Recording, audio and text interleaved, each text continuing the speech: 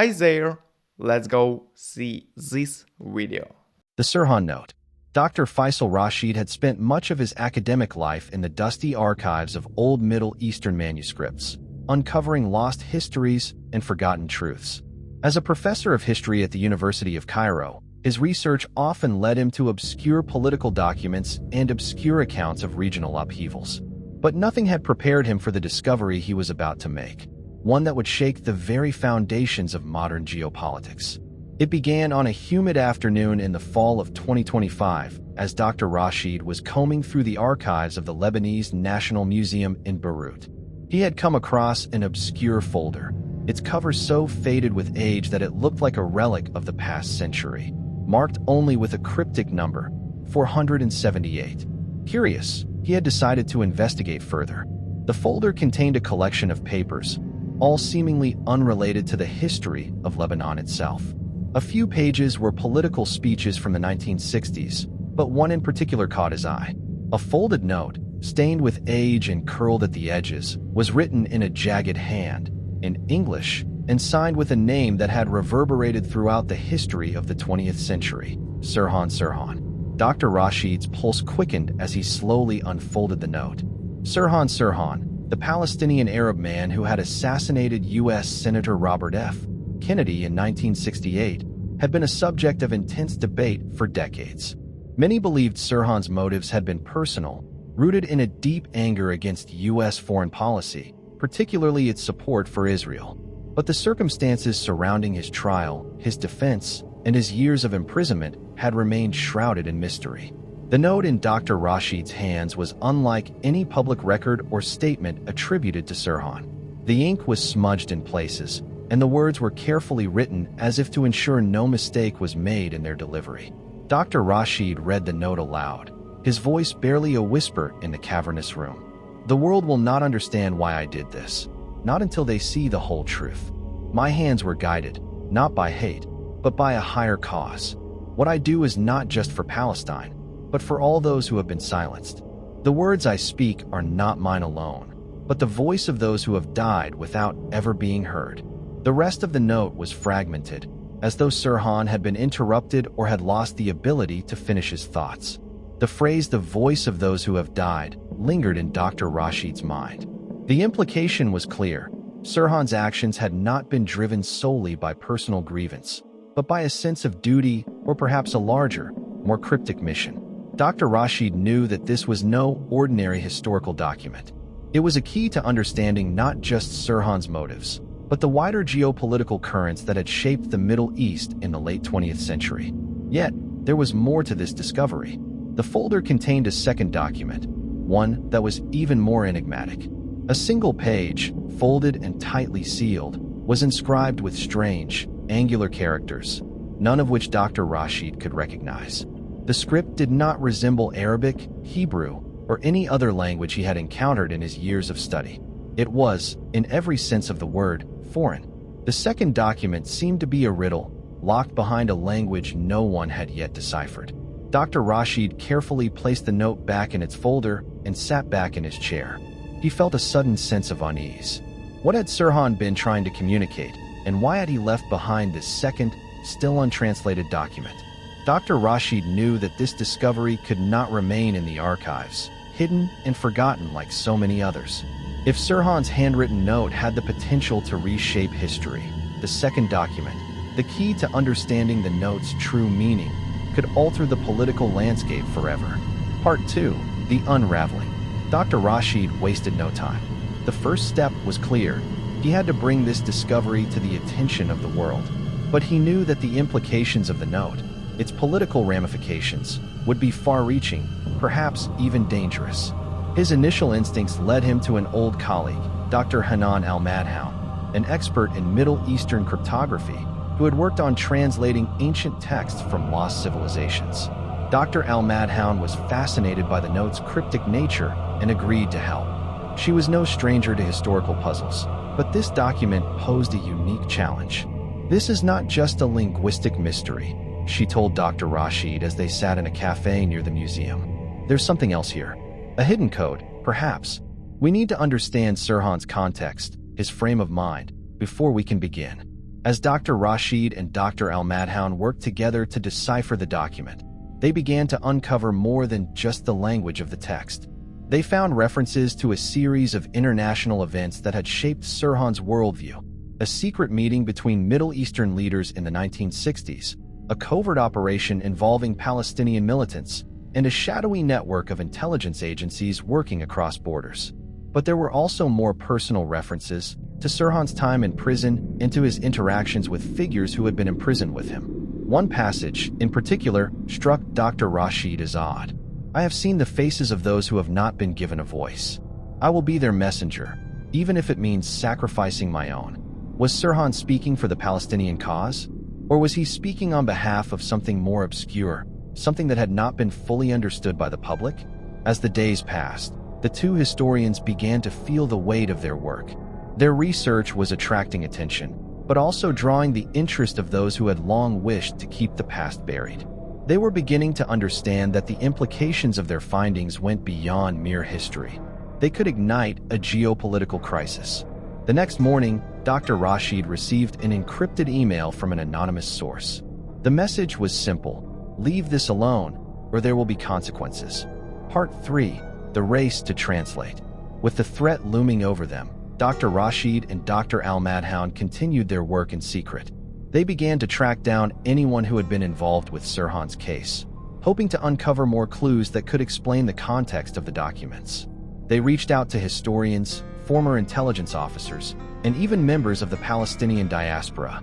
Each piece of the puzzle added another layer of complexity, but the picture they were beginning to form was both startling and disorienting. Meanwhile, the discovery of the note had gone viral. News outlets across the world were reporting on the historical find, with some focusing on Sirhan's motivations and others speculating on the geopolitical implications. Several international governments, particularly those in the Middle East, had shown a keen interest in the document, but no one had yet cracked the second code. The race was on. Dr. Rashid and Dr. Al-Madhoun were not alone in their pursuit of the truth. Intelligence agencies from around the world, including those from Israel, the United States, and Russia, had begun to pay attention to the mysterious document. Some believed it held the key to understanding the true motives behind Sirhan's assassination of Robert Kennedy, while others thought it might contain a map to an ancient treasure or long-lost knowledge. The pressure mounted as Dr. Rashid and Dr. Al-Madhoun realized that time was running out. There were forces at play, both known and unknown, who would stop at nothing to ensure that the second document remained untranslated and its contents buried. The clock was ticking, and the world was waiting for the next move. The more Dr. Rashid and Dr. Al-Madhoun investigated the second document, the more they began to suspect that Sirhan's assassination of Robert Kennedy was not merely the act of a lone gunman. There was a deeper conspiracy at play, one that transcended political ideology and entered the realm of secretive organizations operating behind the scenes. Their efforts to decode the message led them into a labyrinth of interconnected global events, shadowy figures, and covert operations that spanned decades. As they painstakingly worked through the document, they found references to a network that neither of them had ever heard of before. It was not a typical intelligence agency or a familiar terrorist group. Instead, it appeared to be a clandestine coalition of powerful individuals, both inside and outside the Middle East, who had been manipulating global events for years. What made it all the more unsettling was the suggestion that Sirhan might have been an unwilling participant in their machinations, a pawn in a game far larger than he could ever have imagined. In one of the more legible passages, the text described an entity known only as the Circle. The cryptic reference painted it as an organization with its fingers in many pies: international diplomacy, covert military operations, and financial markets. It appeared to have its origins in the late 1950s, with connections to both Western and Eastern intelligence agencies. In the context of the document, the Circle seemed to be working toward a goal that could change the course of history, though what that goal might be remained unclear. Dr. Rashid couldn't help but wonder, had Sirhan known about this network? Had he been manipulated into carrying out the assassination by members of this powerful cabal? And if so, what was the true nature of the global conflict that had been brewing beneath the surface? As they continued their analysis, Dr. Al-Madhoun noticed a pattern in the document's cryptic writing. The references to the circle were interspersed with strange, almost religious language. The words divine hand and sacred mission appeared repeatedly, suggesting that the individuals involved believed they were carrying out a higher calling, perhaps a form of ideological or religious crusade. This led Dr. Al-Madhoun to propose a theory. What if Sirhan's actions were not just political, but driven by an extreme form of religious fervor, influenced by the beliefs of those within the circle? Dr. Rashid was hesitant to embrace this theory, but it began to make a chilling sense.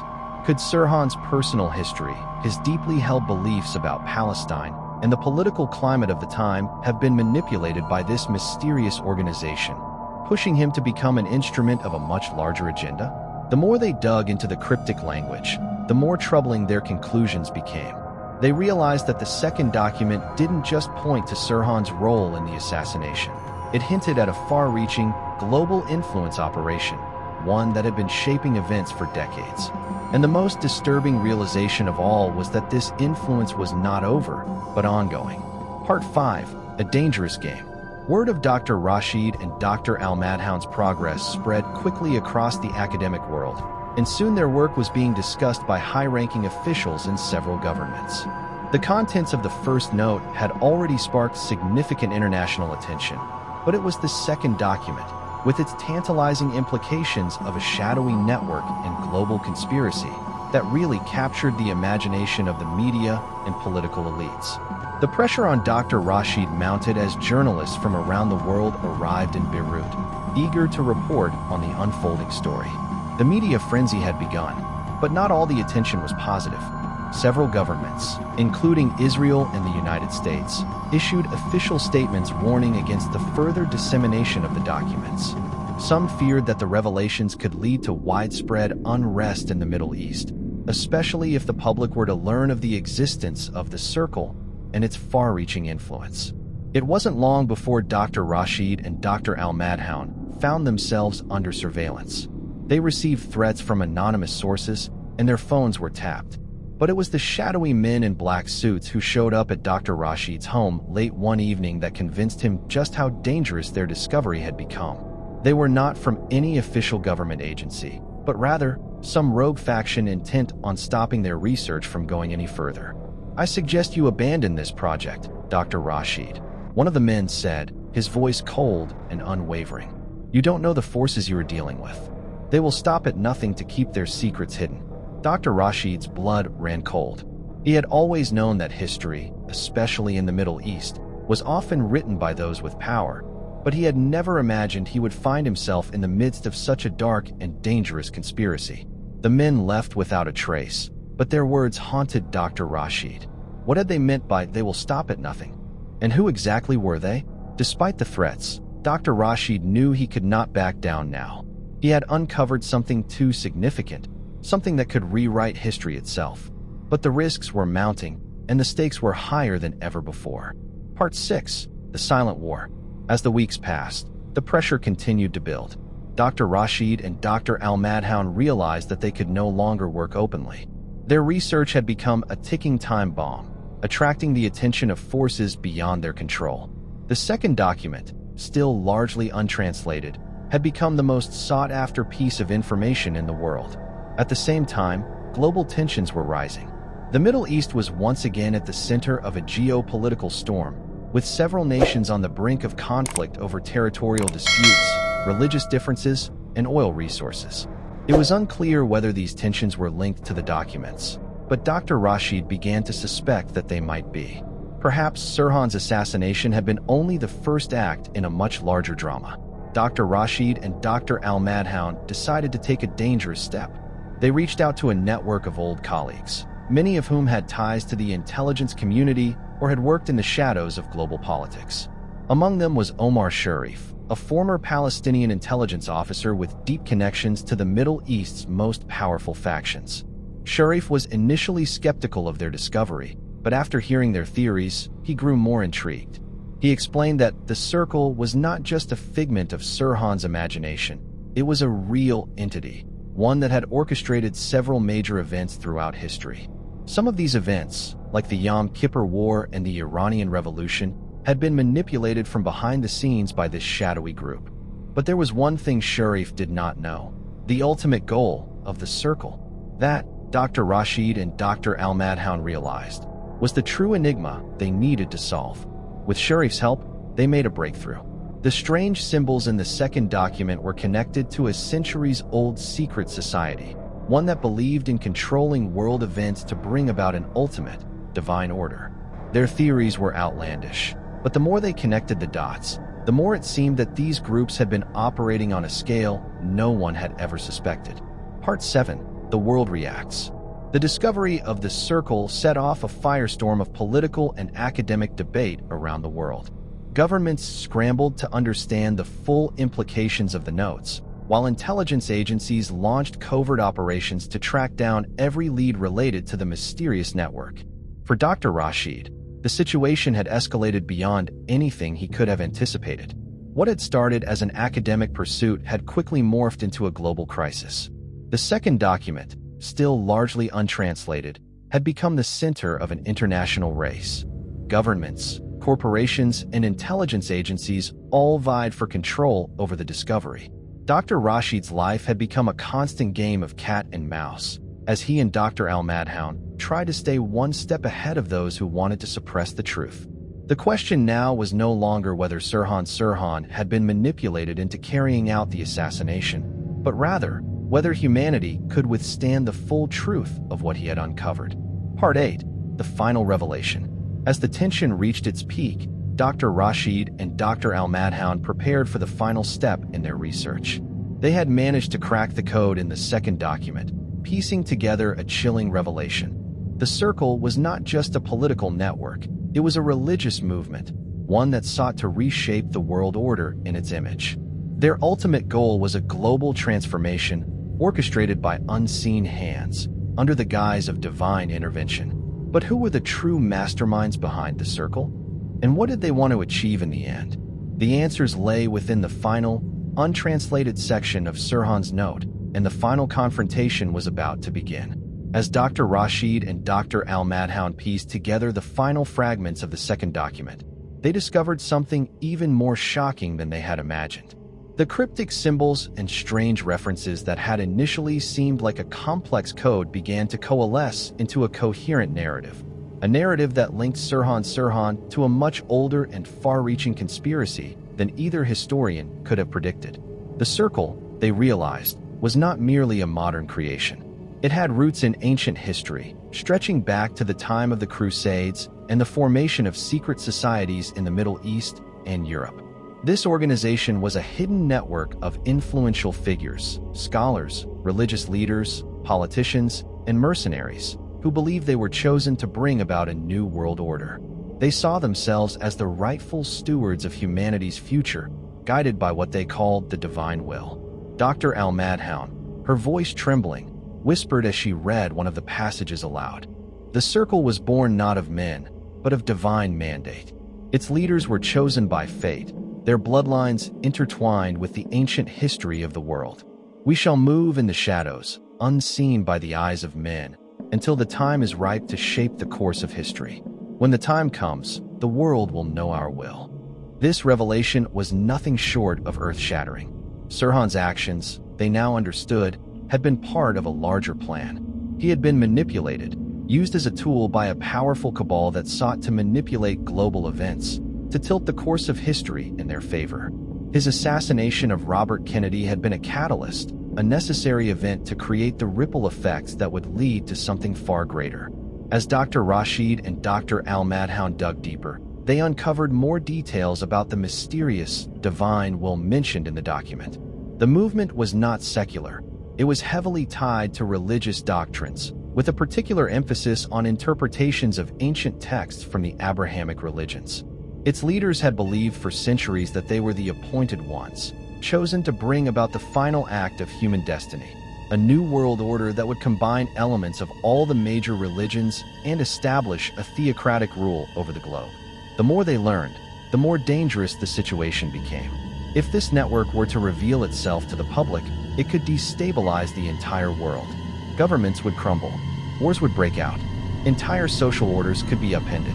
The revelation could trigger a global crisis, one whose impact could dwarf anything the world had seen in modern history.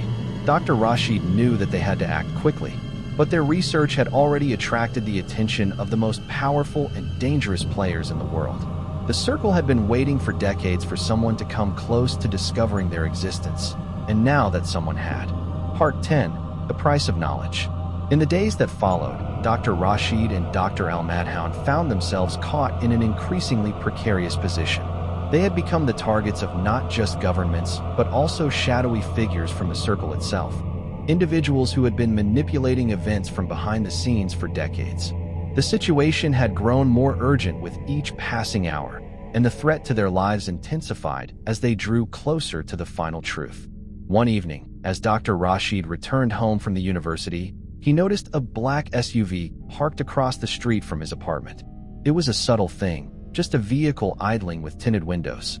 But Dr. Rashid had learned to trust his instincts. He had been followed before. His work had attracted dangerous attention, and he knew that it was only a matter of time before those forces would make their move. He had just turned to head inside when his phone buzzed with an encrypted message from Dr. Al-Madhoun. "They're here."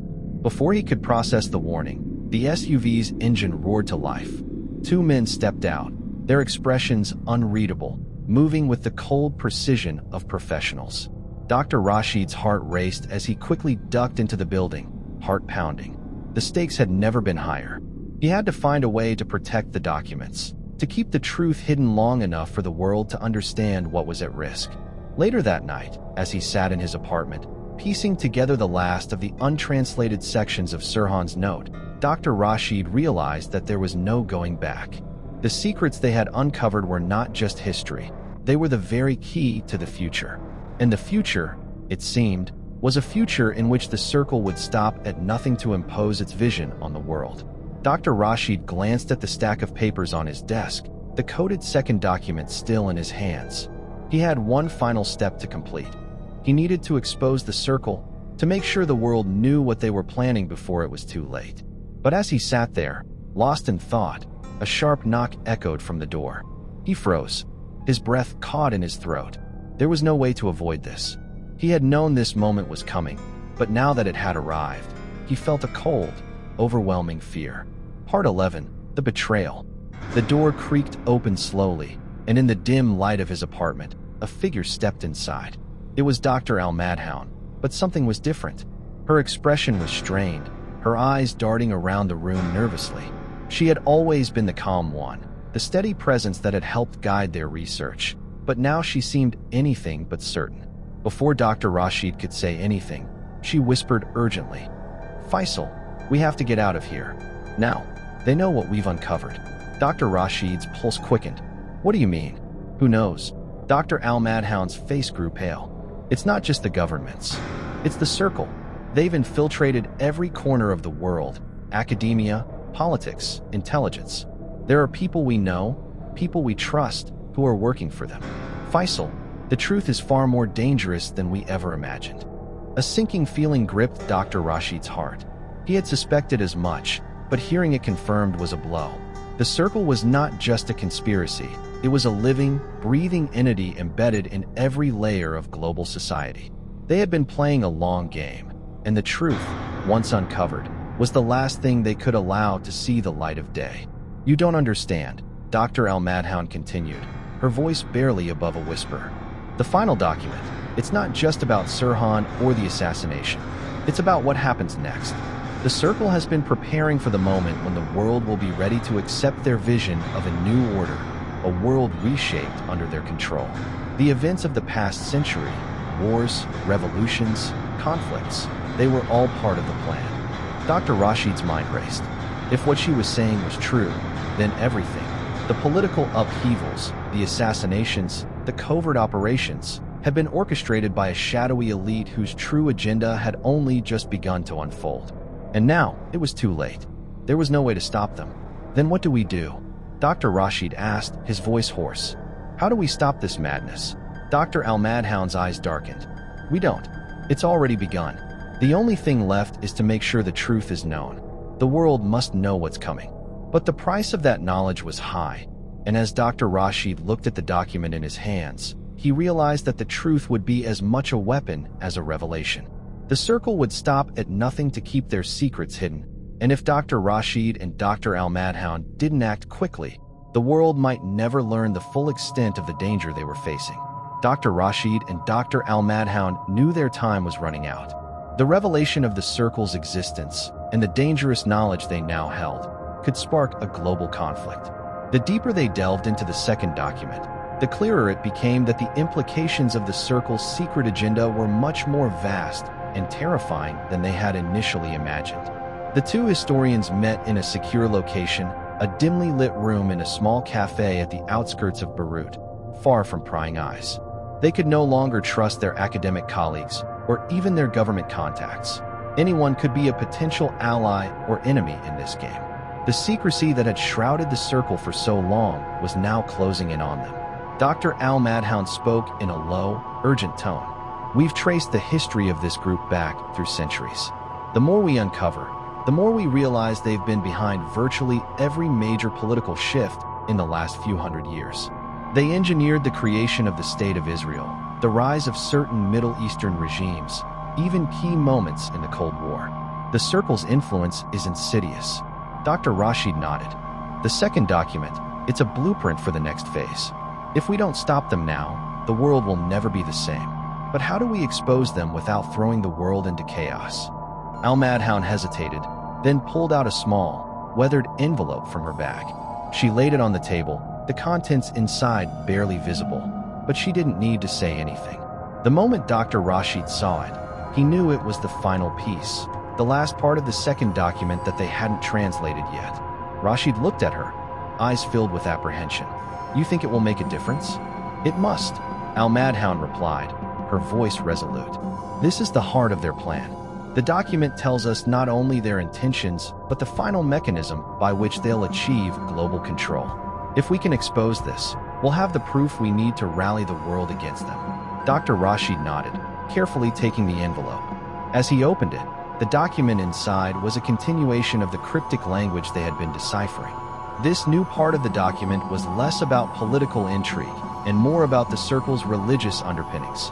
A chilling doctrine rooted in a form of divine providence that believed the world had been prepared for a moment of reckoning. The message was clear.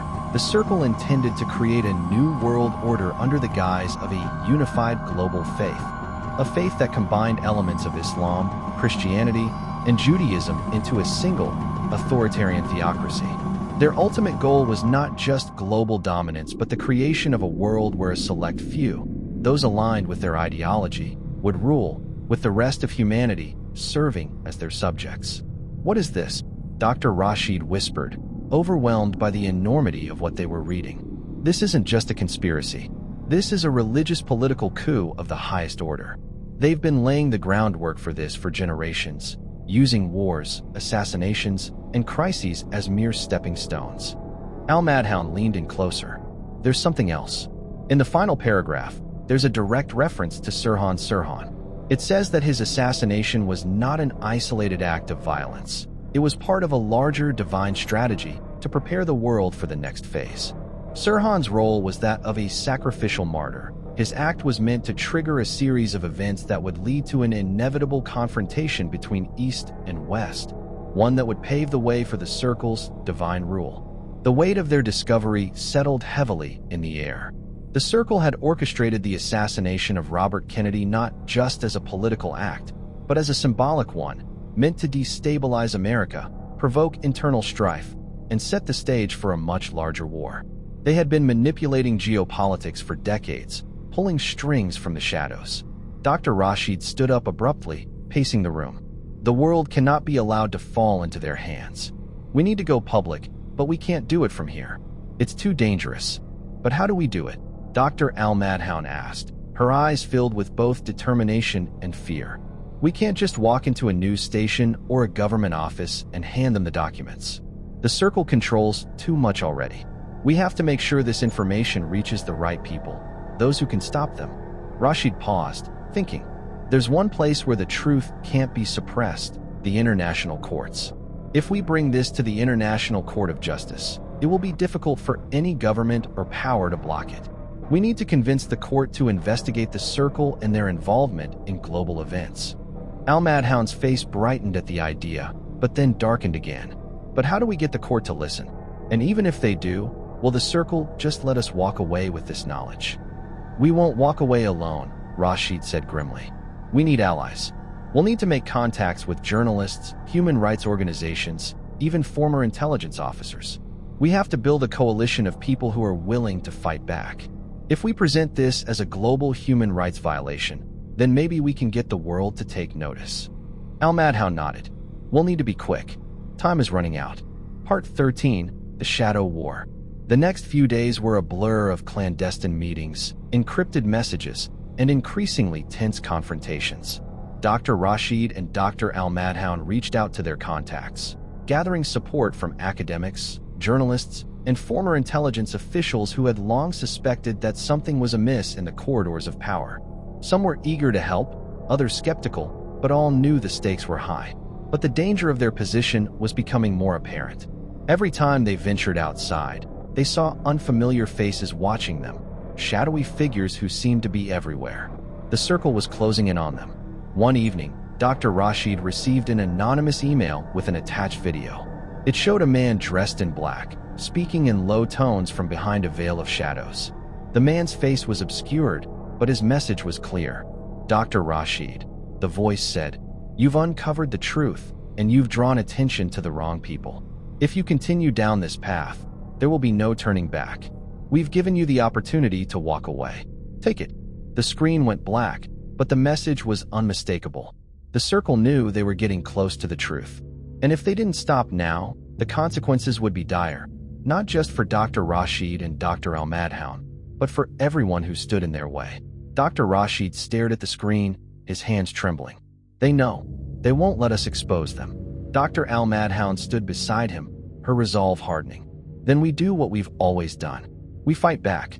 The world needs to know the truth, no matter the cost. As they prepared for their final push to expose the circle's plans, one question remained. Would the world be ready to hear it? And even if they were, would they be able to stop a force so deeply embedded in the fabric of global politics? The battle for the future of humanity had begun, and no one, not even the historians who had uncovered the secrets of the past, could predict how it would end. The urgency of the situation pressed down on Dr. Rashid and Dr. Al-Madhoun as they moved forward with their plan. They had already secured the documents that exposed the circle's true intentions, but now, they needed to disseminate them without drawing the attention of the circle's agents. Every step they took felt like walking on a tightrope, with no safety net below. It was late at night when they received word from one of their journalist allies, a seasoned investigative reporter named Amira Haroun. She had contacts in international media and had agreed to help them break the story. Amira's email was brief but chilling. It's time. I've secured a meeting with the International Court of Justice. The media is ready, but you need to be prepared. The circle is already aware of you. They will stop at nothing to keep the truth from coming out. Dr. Rashid read the message over again, a mix of excitement and dread bubbling inside him. This was the moment they had been preparing for. They had the evidence, solid, irrefutable evidence, and it was time to confront the global community. But they were playing with fire. If the circle controlled as much as they feared, this could very well be a fight for their lives. Amira says the meeting is set, Dr. Al-Madhoun said, her voice sharp with determination. But we can't afford to wait too long. We need to leave tonight. Rashid nodded. It's now or never. They gathered their things, the weight of the documents pressing down on them like an anchor, and made their way to a private safe house arranged by their contacts. The plan was simple. They would present the documents to the international court and to the media in a coordinated effort, hoping to create enough public pressure that even the circle couldn't suppress the truth. But nothing about this was simple. The circle had been planning for centuries, and the moment they realized their cover was at risk, they would stop at nothing to eliminate the threat. The flight to The Hague was tense, the air inside the small jet thick with anticipation. As they landed, Dr. Rashid's thoughts raced. What if this didn't work?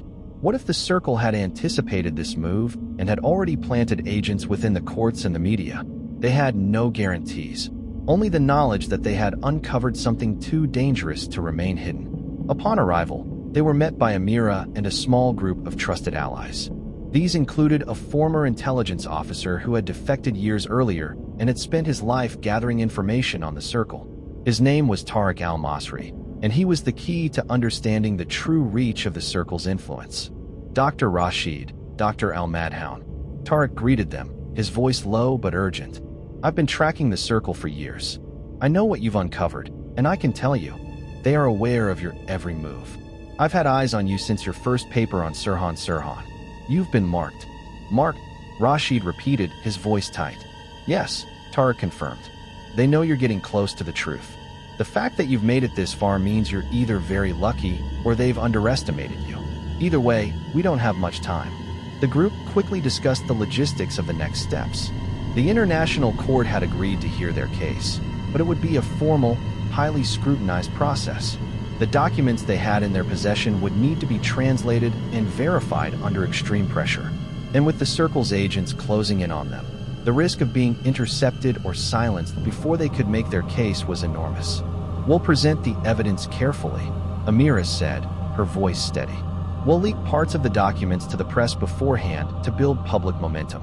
The truth will be too large for anyone to ignore, even the Circle. The plan was set. The next morning, Dr. Rashid, Dr. al-Madhoun, and their team made their way to the International Court of Justice in The Hague. They were escorted by security personnel, their every movement monitored, but they had no choice.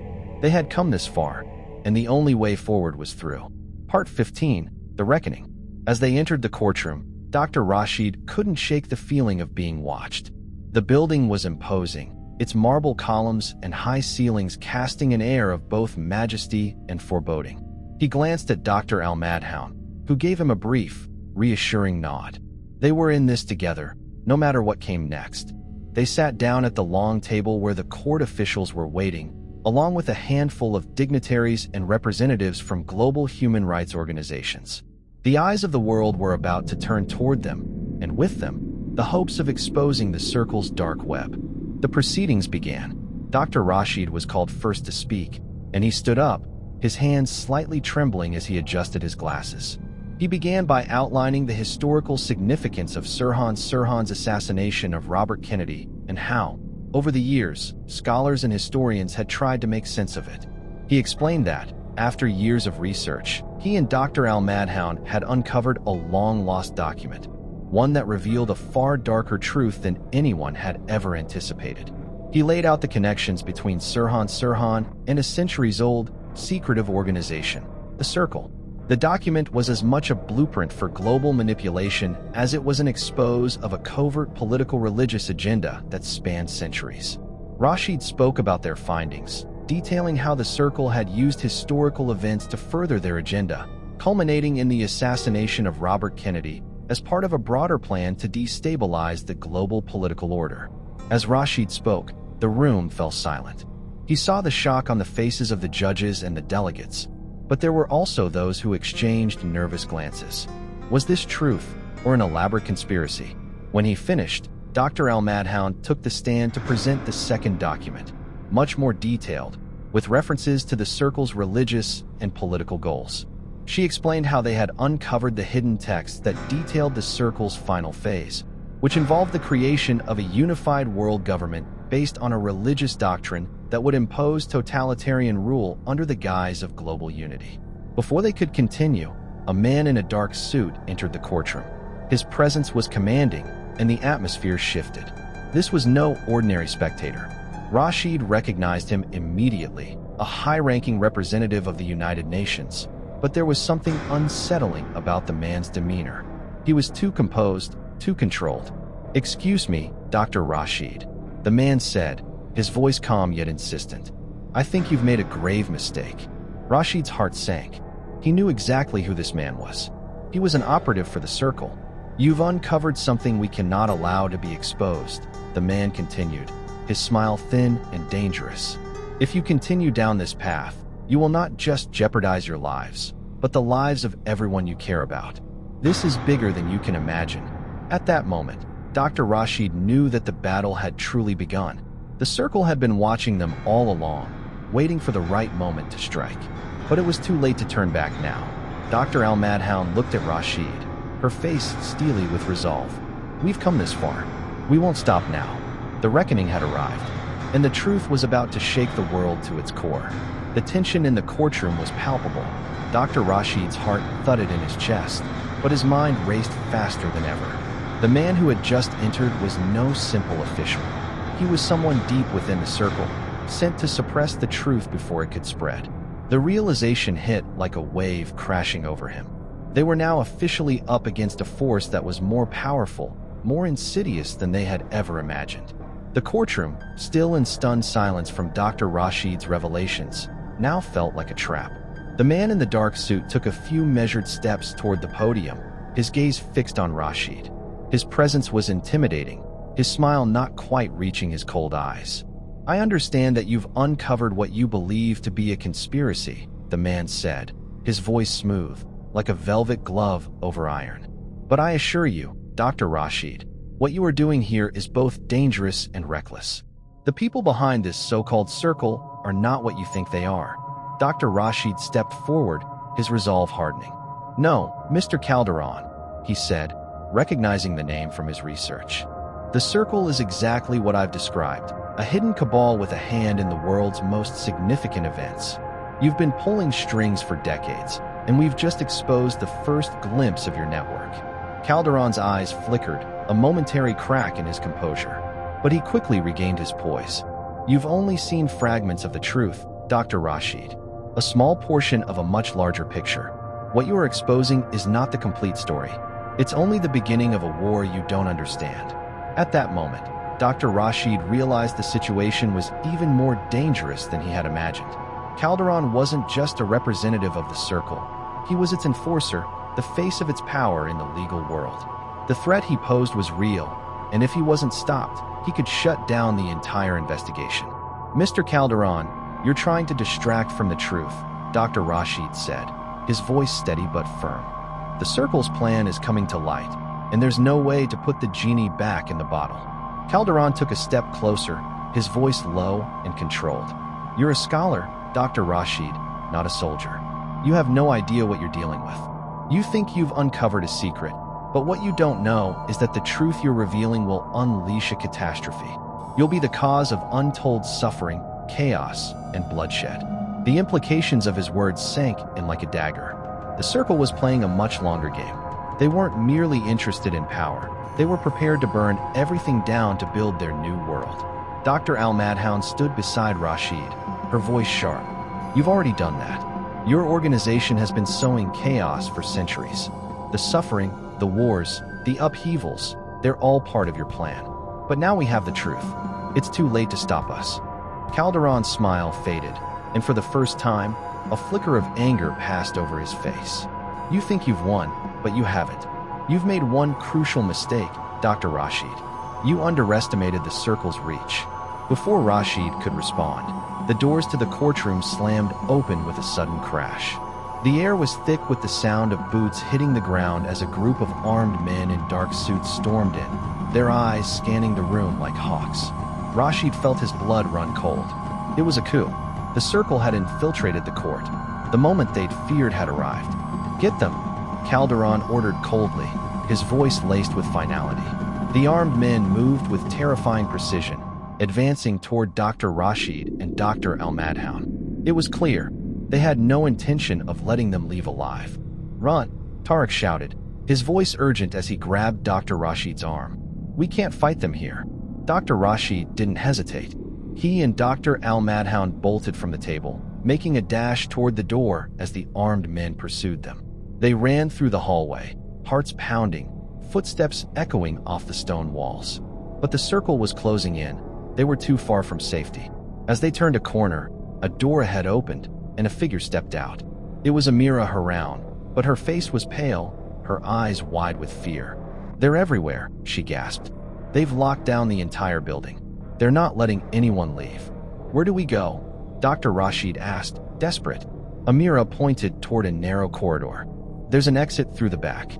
But we have to hurry. They'll be on us any second. The four of them sprinted through the corridor, the sounds of pursuit growing louder behind them. Rashid's mind raced.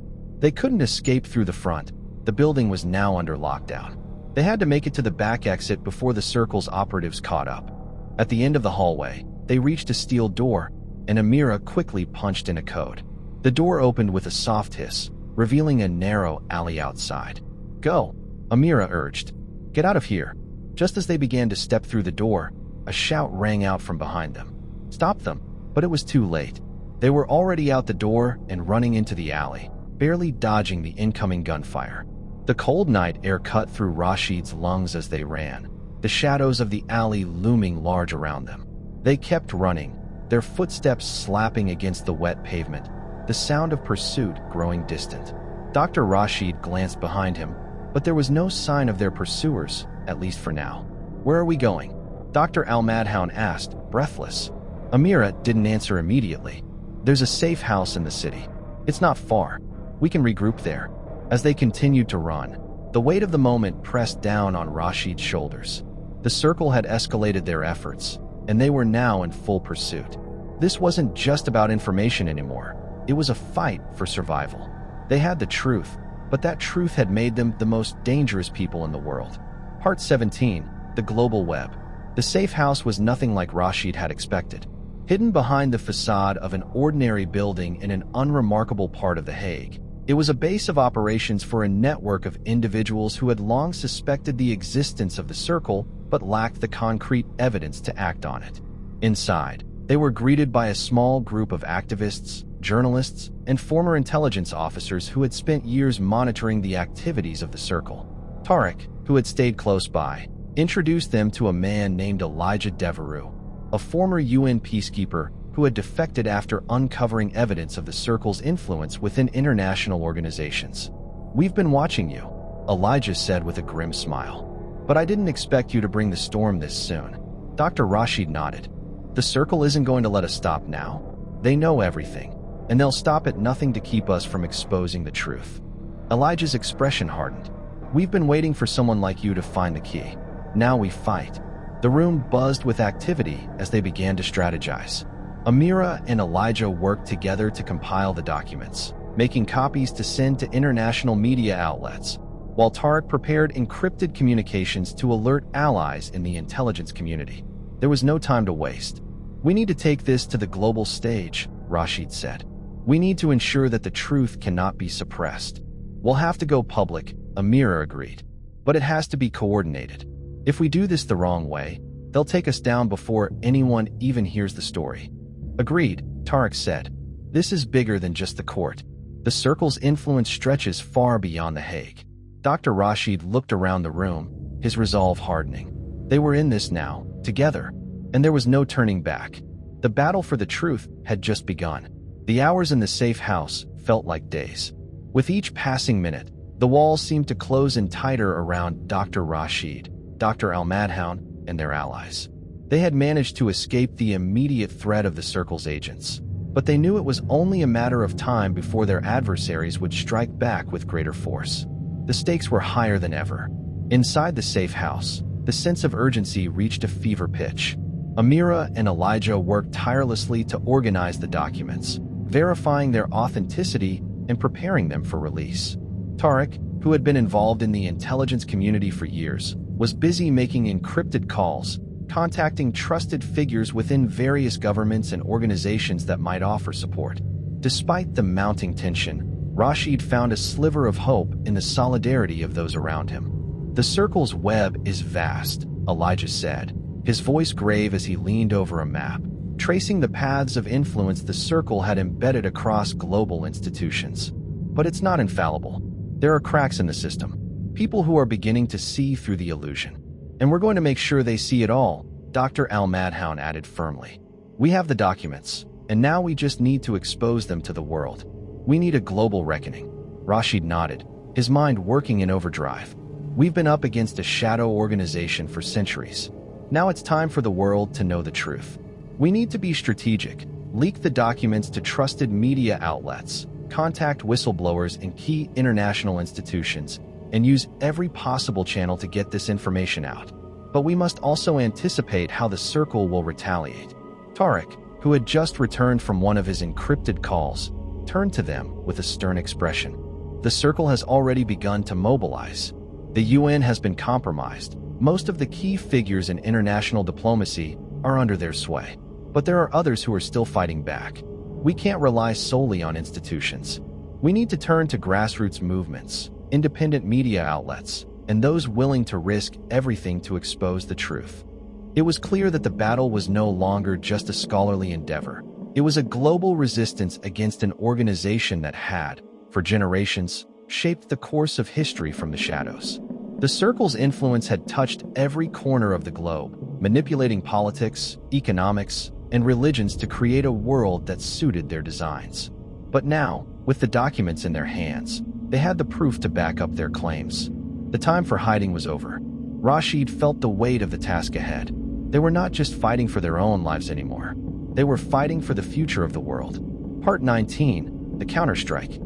The night had fallen completely when the first strike came. Dr. Rashid, Dr. Al-Madhoun, Amira, and Elijah were all gathered in the safe house's central room, preparing for the next phase of their plan when the sound of distant sirens filled the air. The subtle vibration of the building under their feet confirmed the worst. They were not alone.